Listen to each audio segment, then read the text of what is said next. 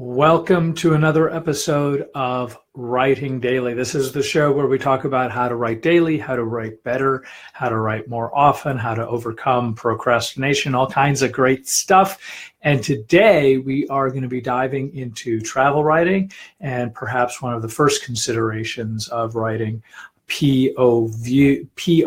But before we get into that, I just want to acknowledge the fact that you're actually the first people to see me wearing glasses. I know this is a big thrill for you, a moment to quietly reflect, but here I am wearing glasses. My wife hasn't even seen me. So when I picked them up, they said, "Oh, you should wear them for the next hour." So I'm going to be doing this podcast. So everything right here is all fuzzy because these are for long and night vision. But that said, welcome to my life, and we are going to talk about point of view, specifically in travel writing, but I think it's going to cross a whole lot of territory. Long story short, I have been a professional travel journalist for the last 15, 17 years, something like that. The editor-in-chief of In the Know Traveler for the last almost 14 years. I have an MFA in creative nonfiction, as well as I am the author of the upcoming book, 10,000 Miles with My Dead Father's Ashes. More on that later. You hear about it in little bits and pieces. But today we're going to talk about travel writing. And I have to say that's kind of one of my first loves. I think it is, at the end of the day, I started in the Know Traveler because I think we're supposed to know each other. So my bent has always been, how do we promote different places? Because so much of the world, if you said, "Oh, I'm going to Turkey," as an example, I remember hearing from a whole lot of people saying, "Wow, that is a dangerous, scary place." It was not, certainly in my experience, and I think they probably go through the same sort of pains and issues that every society has in one form or another. But I loved it. I enjoyed Istanbul. I loved Cappadocia. They have some of the best food in the world, but we're not going to go too far into talking about Turkey specifically, but most places I go to, somebody is always prepared to tell me, you have to be careful there. They don't necessarily go into details, but they heard a story or a friend of a friend or some other person. This happens a lot with Mexico, which is sort of a drag because I've been there like 35 times. I absolutely love it. I'm a huge fan, but at the same time, there's a lot of people with a lot of concerns. So when you are travel writing, I would argue that most of your job is to be promoting elements of travel, that being a destination, that being a particular city, a particular attraction, maybe travel gear, all that kind of stuff. And in the recent years, there has been an explosion of people who are travel blogging. Now everybody's travel blogging. You don't have to be a good writer. You don't have to know anything about travel. You don't even have to travel. A matter of fact, one of the things that I tell people, because I get probably asked more about travel than anything else I do, how do I do what you do? You've traveled all the world, which I have. And how do I do it like you? How do I get trips? And how do I so there's a long, complicated process to this. But the first thing you have to do is you have to write. And the next thing you have to do is kind of decide, what you're going to write about. And perhaps the third choice is, what perspective are you going to be coming from? This is all under the umbrella. Well, this last one, number 3, is all under the umbrella of point of view. I think there's like 27 different kinds of point of view.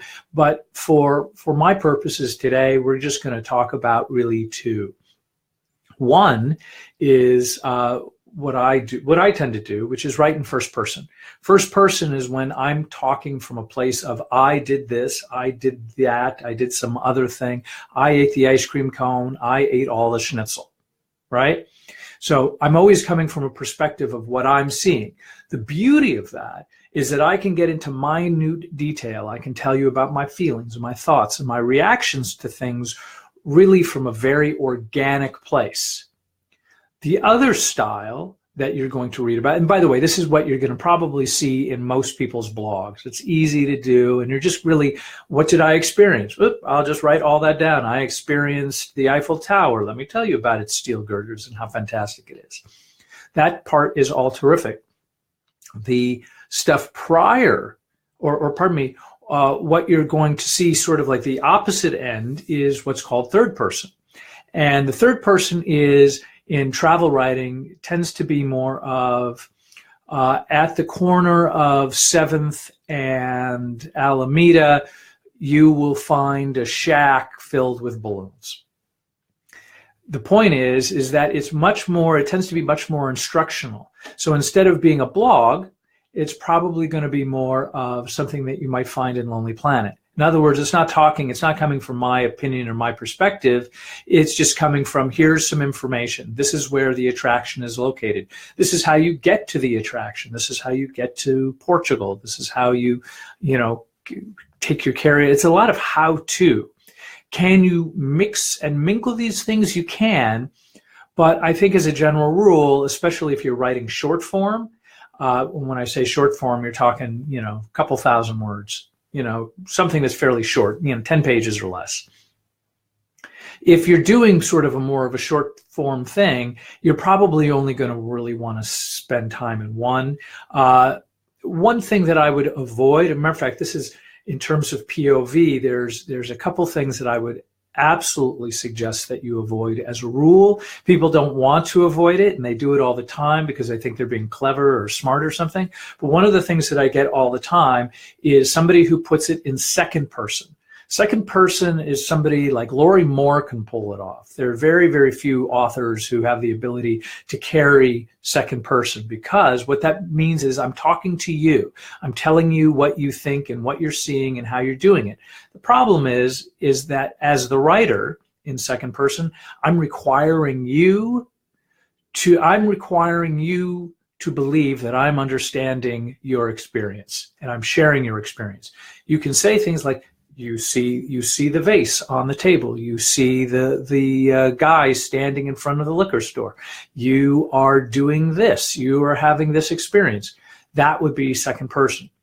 People tend to do it in just like a line or two, and I would say probably the best example of it that would be usable, and even then I'm not a big fan of it, because I receive entire articles that are all in second person, and that's just something I just delete.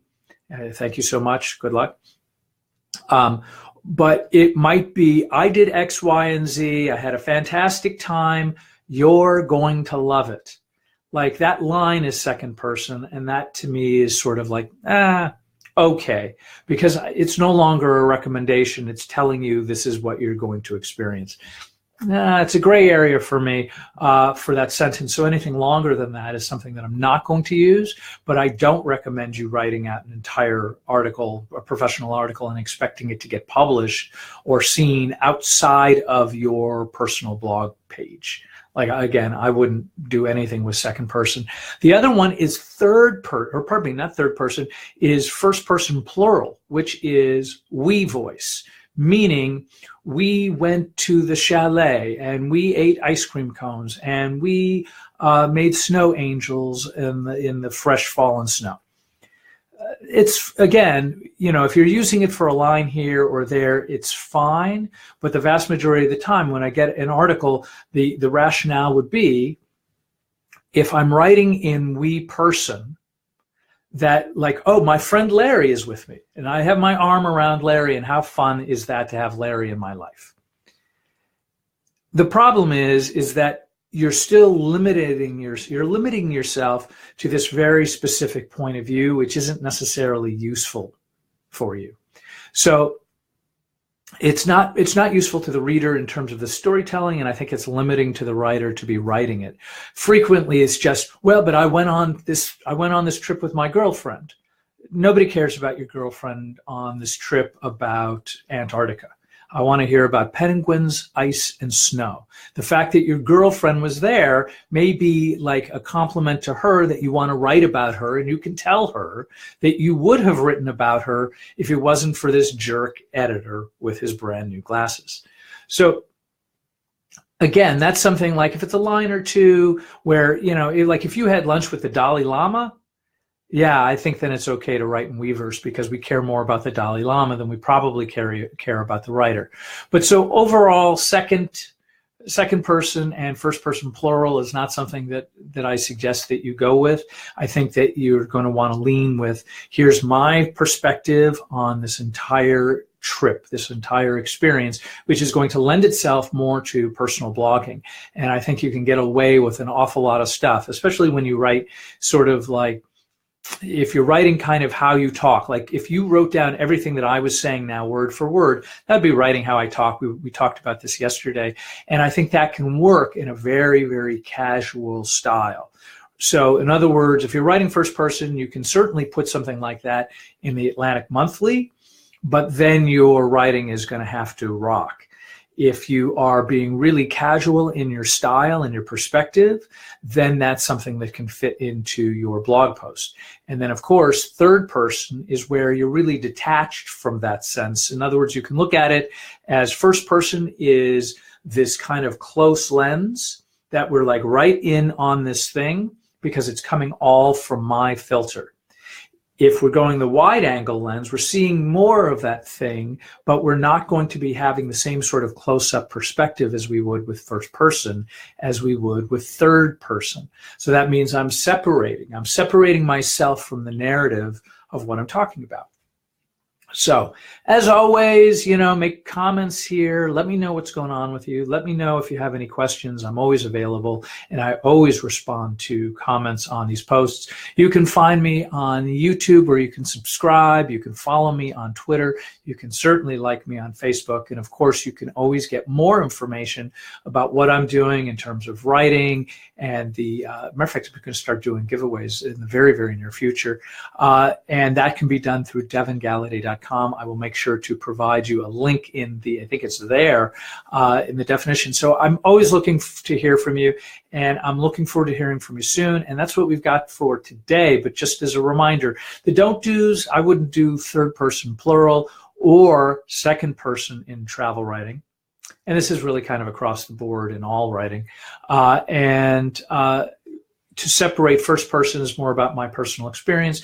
Third person is going to be about a detached, more almost like a how-to. These are where these things are. It doesn't have to be that way. There's lots of great writing that's third person, that's all travel writing.